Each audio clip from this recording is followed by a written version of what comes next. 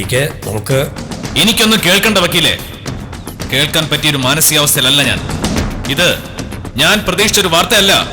CK, 1 വർഷം നമ്മൾ നിയമയുദ്ധം നടത്തിയതിന്റെ വിജയം ഈ സമയത്ത് മറക്കരുത്.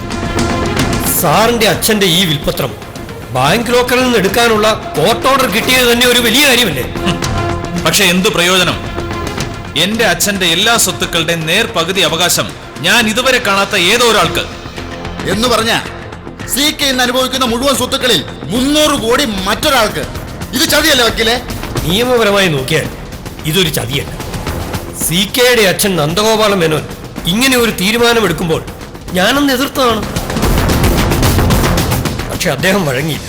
അദ്ദേഹത്തിന്റെ മരണശേഷം ഞാൻ നിയമക്കുരുക്കുകൾ സൃഷ്ടിക്കുമെന്നായപ്പോഴല്ലേ നിങ്ങളുടെ തന്നെ ഓർഫനേജിലെ ബീനാമ്മ സ്റ്റേ ഹർജി നൽകിയത്. CKയുടെ ഉപ്പും ചോറും തിന്ന് കൂടെ നിന്നവളാ ഈ കുഴപ്പമല്ല ഒപ്പിച്ചത്.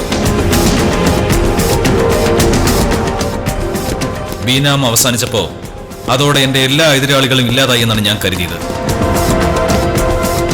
ഇപ്പൊ നിയമത്തിന്റെ രൂപത്തിൽ പുതിയൊരു പ്രതിയോഗി രാജു, വയസ്സ് 17. ആരാണവൻ? അവൻ വേറെ ആരുമല്ല, നിങ്ങളുടെ അച്ഛന്റെ മറ്റൊരു ബന്ധത്തിൽ ജനിച്ച പുത്രൻ. പക്ഷെ അവൻ ആരാണെന്നോ ഇപ്പോൾ ജീവിച്ചിരിപ്പുണ്ടോ എന്നൊന്നും ആർക്കും അറിയില്ല. കുരുക്കുകൾ അഴിക്കും തോറും മുറുകയാണല്ലോ വക്കീലെ. എന്താ ഒരു പോംവഴി? ആദ്യം ഈ രാജു എന്ന പയ്യൻ എവിടെയുണ്ടെങ്കിലും അവനെ ഐഡന്റിഫൈ ചെയ്യാം. വളരെ മുമ്പേ നിങ്ങൾക്ക് ഈ രാജുവിനെ കുറിച്ച് ഞാൻ മുന്നറിയിപ്പ് തന്നതല്ലേ? ബീനാമയുടെ ഗാർഡിഷിപ്പിലാവുമ്പോൾ അവൻ ഈ സ്ഥലത്ത് തന്നെ ഉണ്ടാകാനാണ് സാധ്യത. അല്ല CK, മുമ്പ് രാജു എന്ന പേരുള്ള പയ്യനെ നിങ്ങൾ നോ മാറ്റം. അത് രാജു അല്ലായിരുന്നു. അനീഷ് എന്നൊരു പയ്യനെയാ ഞങ്ങളെന്ന് തെറ്റിദ്ധരിച്ച്. എങ്കിൽ യഥാർത്ഥ രാജുവിനെ ഉടനെ കണ്ടെത്തണം. അവന് 18 തികഞ്ഞു കഴിയുമ്പോൾ മാത്രമാണ് ഈ അവകാശ പത്രികയിൽ സ്ഥാനം. എന്നുവെച്ചാൽ അതിനു മുൻപ് രാജു ഏതെങ്കിലും വിധത്തിൽ ഈ ലോകത്ത് നിന്നില്ലാതായാൽ നിങ്ങൾ വിജയിച്ചു. പിന്നെ നിങ്ങൾക്കെതിരെ ഒരവകാശിയും ഉണ്ടാവില്ല.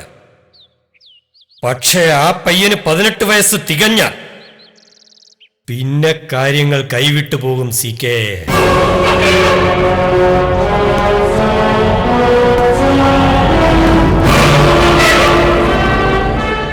പക്ഷേ രാജു അവനെ എങ്ങനെ കണ്ടെത്തുന്നു? നമ്മുടെ സ്റ്റീഫൻ ഏതോ ഒരു രാജുവിനെ കുറിച്ച് സ്റ്റീഫനൊക്കെ CKയോട് പറഞ്ഞില്ലേ? യെസ്,